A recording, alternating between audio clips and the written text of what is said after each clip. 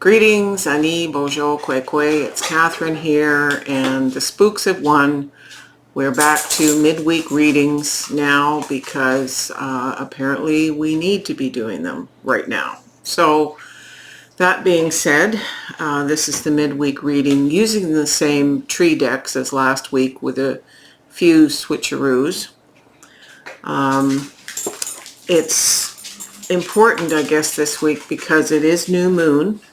This reading is for late on April 18th, moving through the 19th and 20th. And it's an adjunct to the weekly reading that's already up on YouTube, which you can refer to.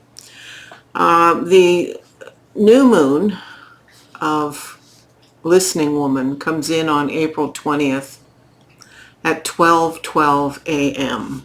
So it's right in the middle of this reading. And I said last week in the reading that I would explain to you who Listening Woman is. And she is the mother of Tioe, the stillness, the inner knowing, the keeper of discernment and guardian of introspection, the interpreter of messages from the spirit world, the counselor and advisor, the keeper of hearing. She teaches us how to enter the stillness and hear our heart's small, still voice within, how to find and understand the inner knowing we carry in our spiritual essences, how to listen to the viewpoints and opinions of others and the voices of the ancestors, how to understand body language and unspoken thoughts, hearing with the heart. She teaches us how to hear the truth. So whereas the previous grandmother was looks far, asking us to develop our clairvoyance, this grandmother is about clairaudience. And I mentioned last week that I've been listening to the trees. In this week's video, we have the Guardian Tarot. I've added Queen of the Moon Oracle because of the moon cycle issues. The Tree Angel Oracle deck is the same. The Peace Oracle. I have added the Voice of the Trees, which is an Ogham, Celtic Ogham. And the special edition is the Cat's Eye Tarot. This looks like socks. We almost lost socks to the Grim Reaper this past week, and Socks is in the window behind me. She could appear on the table, who knows, but because this deck looks like Socks' picture, at least in some of the cards, she's included. So let's go to the cards, Brian. Here are the 4 tarot. Here the clarifiers are 1 each of the other decks, and this is the Cat Tarot deck as commissioned by Socks. So our significator for midweek is the 9 of Pentacles. So we are full of glorious positivity, good legacy. We have everything we need. It's our earth walk. So this is an earth element, so it means our money, prosperity, home, and it's clarified by blessing. This is a blessing, and we need to be expressing our gratitude for the good that we have. When we stop seeing the good in the little things, that's when life begins to get sour. We begin to feel disconnected from Source, which is a separateness. We cannot be disconnected from Source. We are Source. We are the I Am. However, that being said, the Death card is in reverse, and if I turn it around, this tree spirit is in the last stages of life. The circumstances have sucked everything, every bit of nutrient, and death is waiting. When it's in the reverse position, it means we have taken on, done something that is causing us to have difficulty with an important transformation. Death isn't about literal dying, even though the card looks like that is. In fact, it's about transforming to another level of reality, lessons learned, the Gnostic consciousness gained, the karmic influence happening. This is saying there's a resistance here. Something is stopping us. Now, the plant spirit here, the tree angel, is hornbeam. And let me just get that for you. Just a moment here. The fingers aren't working very well. All right.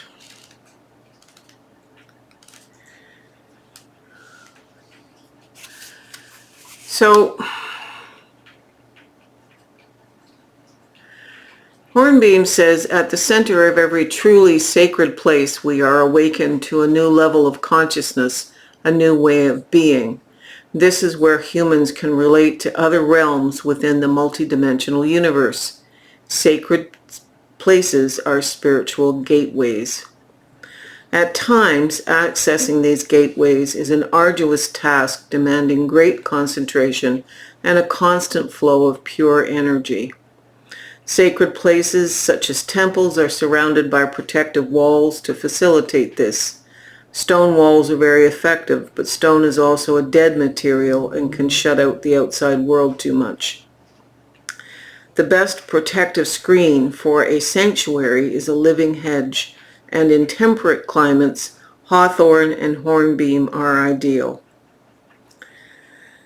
It protects our spiritual motives, gives us insight and self-awareness, and imparts good sense and sincere intentions. For the hornbeam to live a simple and modest life is enough.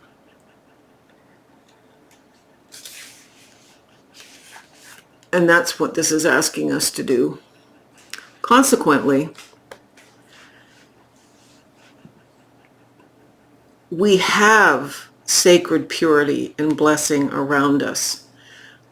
It's important to know that, because in resisting the transformation that we are being asked to go through, it's usually typically fear and anxiety, resisting letting go. We have to let go. So know that Hornbeam's energy or Hornbeam spirit is protecting you in this gateway to the new adventure. The King of Wands here is in reverse, and in this deck, the King of Wands speaks his, not the King of Wands, King of Swords speaks his requests and immediately demands that it be done. In reverse, it's saying that you aren't doing what needs to be done around a specific situation, that it's in your best interest. You are not the king in this card. We are not the kings. We need to be doing something that is in our best interest, and that's clearly reflected in the willingness to give over with clarity, the clarity of the King of Swords, instantly and without question. We need to be giving that over. So let yourself do so. This is the Om card, and this is about, this card represents Elder, and Elder is the tree of consequences and regret. So we face consequences and regret if we don't get on with this transformation and trust with clarity. Assuming that we do, we have the energy to help us here, really, of the High Priestess. And the High Priestess is the alchemist between the spiritual realms and the earthly realms. So it is her energy that is needed here to take us through what needs to happen in order for transformation. It's clarified by discernment, and this is the Moonology card. So this is the Queen of the Moon. Queen of the Moon Oracle. So this is representing a listening woman, and she's suggesting that we need the discernment that comes from being connected to both worlds. And so this gets overturned. So we're going to end this midweek with this little crisis dealt with. Socks's card, oh, the death card again, upright. So it says we do make the transformation that we need to make.